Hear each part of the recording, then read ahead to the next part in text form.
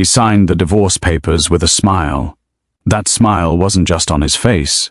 It had spread deep inside him, a smile that only belongs to people who believe life moves according to their will.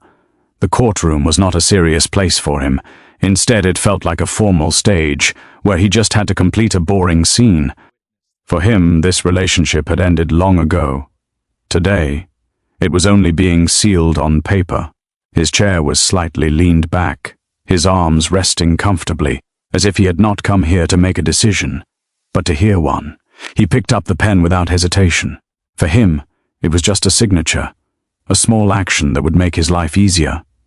He never thought that some signatures are not only made on paper, but on fate itself. His lawyer looked at him with a faint smile. That smile said a lot without words. Everything is under control. The man slightly nodded back, as if saying, I know. Control was the most important thing in his life. Whatever was not under his control did not deserve to stay in his life. His wife was sitting a little distance away, completely silent. No screaming, no crying, no drama. A simple dress, dull in color, as if she deliberately wanted to stay away from the spotlight. There was no complaint on her face, no questions. This silence made the man even more confident. He thought to himself, see, she knows she has already lost. But the man had no idea that what he was seeing as defeat was actually patience. The courtroom atmosphere was cold, the smell of old wood, faint murmurs, the judge's heavy voice. But for the man, all of this was just background noise. He was thinking about his future, a future where he would rise even higher, a future where his company would become bigger, a future where he would succeed, even without this woman. He finished signing and placed the pen on the table. His smile grew deeper, as if he had won a huge gamble. There was only one thought in his mind. It's over. He was free now, free from responsibility, free from a woman who, in his eyes, was not up to his standards. He never thought that. Some people choose to live simple lives intentionally. He never understood that silence is not always helplessness. Some people hide their power, so they can first see the true faces of others.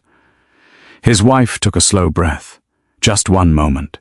In that moment, there was no anger, only certainty, the kind of certainty that only those people have who know the truth. She lifted her eyes and looked at the man, just for 1 second. But in that 1 second, the entire story was hidden. The man did not notice that look. He was so lost in his victory that he could see nothing else. The judge said something, arranged papers, spoke about procedure, but for the man, those were just words. His mind had already left the courtroom. He was planning his new life, new freedom, new possibilities, and a new ego. He had absolutely no idea that the company he worked for, which he considered the result of his hard work, was not actually his empire. He did not know that the building he entered every day with confidence was not under his name. And most importantly, he had no idea that the woman he was turning into his ex-wife at that very moment was the real owner of that empire, the woman Kui. Etley folded her hands. There was no nervousness inside her. She had been waiting for this moment for a long time. She had hidden her identity, not because she was helpless, but because she wanted to see who would accept her without money, without a name, without power. And today, the man had made his decision. Outside the courtroom, life was moving at its own pace. People were busy with their own lives. No one had any idea that inside this room, a story was being written that was not just about divorce, but about power, arrogance, and truth. For the man, this day was a day of freedom. But in reality, it was the beginning of the biggest shock of his life, a shock that would steal his smile, a truth that would shake his thinking. For now, the story had to pause here. Only the first step had been taken. The real game was still to come. And when that game begins, the first thing the man will learn is that the place where he works does not belong to him. It belongs to his ex-wife. He stood up from his chair with the confidence of someone who believed the hardest part was over. The papers were signed, the formality was complete. In his mind, the chapter was closed. He adjusted his jacket, straightened his shoulders, and took a slow breath, enjoying the feeling of relief, settling into his chest. This was supposed to be the moment where things returned to normal, where the tension dissolved, and life resumed exactly as he had planned it. His lawyer leaned in and whispered something about next steps, timelines, and confirmations. He nodded without really listening. His thoughts were already ahead, thinking about dinner plans, upcoming meetings, and how quickly this entire situation would fade into the past. Across the room, his wife remained seated. She hadn't rushed to stand. She hadn't gathered her things. She hadn't shown any urgency to leave. That detail, subtle as it was, should have caught his attention. But it didn't. He assumed she needed Tim. To process the loss, to accept reality, to sit with the consequences of the decision he had just made. The judge cleared his throat, preparing to finalize the proceedings, and that was when everything shifted. His wife slowly stood up. The sound of her chair moving echoed through the courtroom louder than expected. Conversations stopped. Papers paused mid-shuffle. Even the judge looked surprised by the interruption. She didn't look at him right away. She stood still for a moment, her posture straight, her expression calm. There was no panic in her movements, no hesitation. It wasn't the body language of someone reacting emotionally. It was the body language of someone stepping into a role they had prepared for. He frowned slightly. Confusion crept into his confidence. Just for a second. He glanced at his lawyer, silently asking what was happening. The lawyer looked back, equally uncertain. Then she spoke. Her voice was steady, not loud, not dramatic, but it carried authority, the kind of authority that didn't need to announce itself. She asked for a moment, just a moment. The judge hesitated, then nodded. The man exhaled sharply, through his nose, shaking his head. He thought this was a delay tactic, a final attempt to regain control. He had seen it before, or at least he believed he had. She reached into her bag and took out her phone, not hurriedly, not nervously, calmly. She typed a short message, one line. Then she put the phone away and looked up. The man crossed his arms, trying to reclaim his earlier composure. Unbelievable, he muttered under his breath. He was already annoyed. He wanted this over. Seconds passed. Then the doors at the back of the courtroom opened. At first, no one reacted. Doors open all the time. Clerks enter. Assistants move in and out. But this time, the sound was heavier. Intentional. People turned. One by one. Men in dark suits entered the room. Their movements were synchronized. Cont. Rolled. Professional. They didn't look lost. They didn't scan the room nervously. They walked with certainty, like people who knew exactly why they were there. Behind them came more individuals, well-dressed, confident, carrying briefcases and folders. Their presence changed the air instantly. The courtroom fell silent. The man's smile disappeared. A tightness formed in his chest, unfamiliar. And unwelcome. He straightened fully now, his relaxed posture gone. His instincts told him something was wrong, even if his mind refused to accept it. His lawyer whispered urgently, asking who these people were. There was no answer. One of the newcomers approached the judge and spoke quietly, presenting documents and identification. The judge's expression changed. Not dramatically, but enough. His posture shifted. His tone grew more cautious.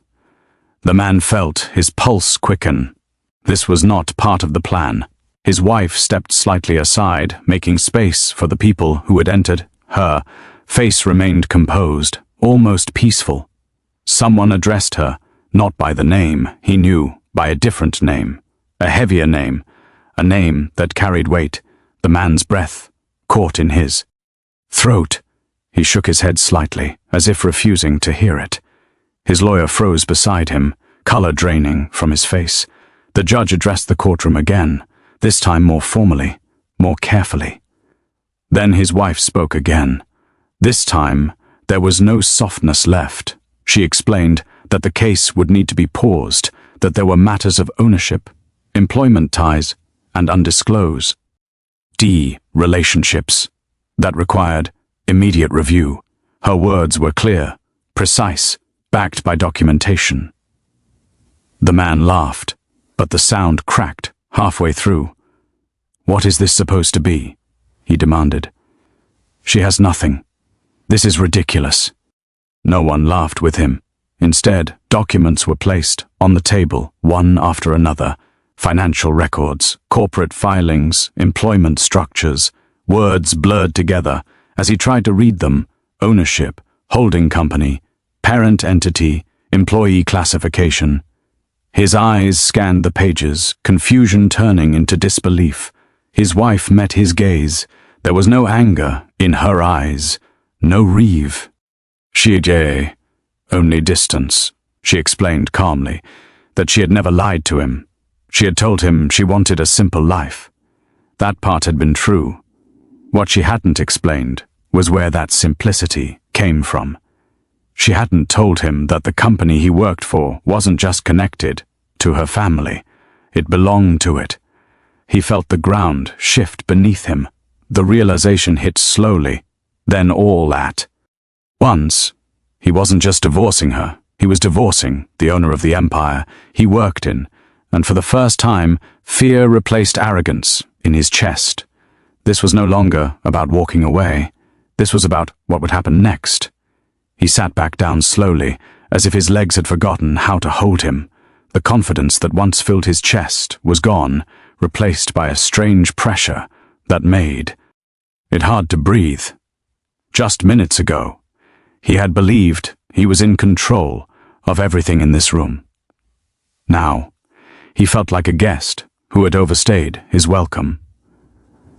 The judge called for order, but the tone was different now, more serious, more alert. This was no longer a routine divorce proceeding. Something far larger had entered the room, and everyone could feel it. One of the lawyers from the group that had arrived began to speak. His voice was calm, measured, and precise. He didn't raise it. He didn't need to. Every word carried authority. He explained the structure of the company the man worked for, not the surface-level organization. Everyone knew, but the deeper one, the parent company, the holding groups, the ownership chain that stretched across borders and jurisdictions. Sentence stripped away, another layer of the man's certainty. The man leaned toward his lawyer, whispering urgently, demanding an explanation. His lawyer skimmed the documents again, hands trembling slightly. He swallowed hard, then shook his head. He had no answers. That silence hit harder than any accusation. The man felt heat rise to his face, embarrassment mixed with anger, with fear. He looked around the room, suddenly aware of every pair of eyes watching him. He had always enjoyed attention, but only when it came with admiration. This felt different. This felt like judgment. "This doesn't make sense," he snapped, his voice louder than he intended. "I built my position. I earned it. No one interrupted." His wife finally spoke again, her voice calm but firm. She said, "He had worked hard. That part was true." She acknowledged his effort, his long hours, his ambition. But effort, she explained, did not equal ownership. The words landed heavily. She said, the company had always been part of a larger structure, a structure he had benefited from but never controlled. He had been promoted, trusted, rewarded, but he had never been.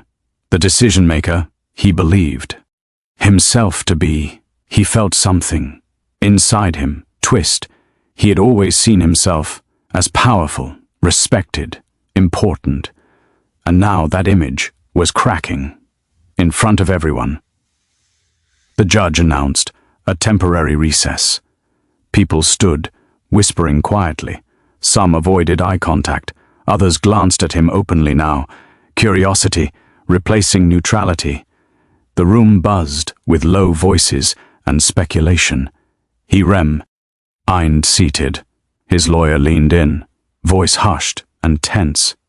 He said this was serious, that employment status would be reviewed, that access could be restricted, that the divorce had now crossed into corporate territory. The man barely heard him. All he could see was his wife, walking away with her team. They surrounded her naturally, not protectively, but respectfully. She spoke quietly. They listened. She nodded, and they moved. That was when it hit him. She had never been alone, not once. He had assumed isolation because it fit the story. He wanted to believe, because it justified his choices, because it made him feel superior. But superiority, built on ignorance, collapses quickly. When the truth arrives, memories began replaying in his mind, moments he had dismissed, conversations he hadn't taken seriously, times she had suggested caution, times she had chosen silence over argument. He had mistaken patience for weakness. The recess ended. Everyone returned to their seats, but the energy had changed completely. The judge looked focused, the lawyers alert, the atmosphere tight. The judge addressed him directly now, asking questions about his role, his contract, his understanding of the company's ownership, simple questions, but he struggled to answer them clearly. He realized, with growing dread, that he had never asked the right questions. He had assumed too much, trusted his own narrative too deeply. His wife answered when asked, calmly clarifying points he could not. Her responses were concise, factual, backed by documents. No emotion. No embellishment. Just truth. The man felt smaller with every exchange. This was no longer about pride. This was about consequences. When the judge concluded the session, it was clear this was far from over. Reviews would follow, decisions would be made, and none of them would be simple. As people began to leave, he sat still, staring at the table in front of him, the wood grain blurred as his thoughts raced. He had walked into this room, believing he was ending a chapter. Instead, he had opened a door he didn't know existed, a door that led to a reality where he was no longer in control, where his future depended on people he had underestimated, where the woman he had dismissed now held power over more than just his personal life, and for the first time the question, that haunted him, was no longer about winning. It was about survival. He didn't remember standing up, but suddenly he was on his feet, pacing beside the table, like an animal trapped in a cage. The courtroom, that once felt small and controllable, now felt wide and unforgiving. Every sound echoed too loudly. Every whisper felt like it carried his name. His phone vibrated in his pocket. Once, twice, and again. He pulled it out, hoping irrationally that someone on the outside still believed in him. The screen was filled with missed calls and unread messages, business partners asking questions, managers asking for clarification. People who had once followed his lead without hesitation now wanted answers. That was when he understood something painful. Control doesn't vanish in one moment. It leaks, and once people sense that leak, they begin to step away. The session resumed. Everyone returned to their places, but the room no longer belonged to him. The judge's posture was firmer now, the lawyers more focused, the atmosphere heavier. This was no longer about a divorce. This was about position. She returned too. She walked in calmly, her expression unchanged, but her praise Mercy filled the space, in a way it hadn't before. She took her seat, not across from him, but slightly elevated, surrounded by her legal team. It wasn't dramatic. It didn't need to be. The shift had already happened. The judge outlined the next steps: employment status reviews, access restrictions, oversight committees. Each term landed like a blow. The man tried to focus, but his thoughts kept drifting. This wasn't how it was supposed to end. He had imagined walking out, lighter, victorious, free. Instead, he felt exposed, smaller. Someone who had been reading the wrong script the entire time. At one point, the judge addressed her directly, asking for confirmation of authority. She answered clearly, confidently, without hesitation. The man watched her speak and realize, Ed, something devastating. He hadn't just lost a marriage. He had lost the illusion that he had ever been in charge. When the gavel finally came down and the courtroom began to empty, he stayed seated. Again, he didn't trust his legs or his pride. People passed him without acknowledgement. Some avoided eye contact. Others looked at him with curiosity, even pity, that hurt more than anger ever could. She didn't look back. Not once. That absence cut deeper than any argument. It meant he no longer mattered in the way he thought he did. That the chapter he believed he was closing had already ended, on her terms. Outside, reporters waited. Cameras flashed. Microphones stretched forward. Her name was spoken repeatedly now, not his. He watched through the glass doors as Shi Pao said briefly, answering calmly. Before moving on, she handled the attention effortlessly, a silent queen stepping fully into the light. He finally stood and adjusted his jacket, out of habit, though it felt meaningless now. The reflection in the hallway glass showed a man who looked older than he remembered, tired, uncertain, a man confronting the truth far too late. He walked out, alone, and somewhere in the quiet that followed, one final realization settled heavily in his chest. He hadn't been betrayed, he had been blind. He mistook silence for weakness, patience for surrender, restraint for lack of power. He never understood that some people don't raise their voice because they don't need to. They wait, they watch. And when they move, the ground shifts beneath everyone else. That was the lesson he learned too late. Never underestimate the quiet ones. Never assume the person standing beside you doesn't own the ground you're standing on. Because sometimes the most powerful people don't announce themselves. They let you reveal yourself. First, if you enjoyed this story, make sure to subscribe to Silent Q, Stories, for more cinematic tales of hidden power, patience, and quiet strength. And here's the question. For you, do you think silence is a weakness or the strongest form of power? Tell us in the comments.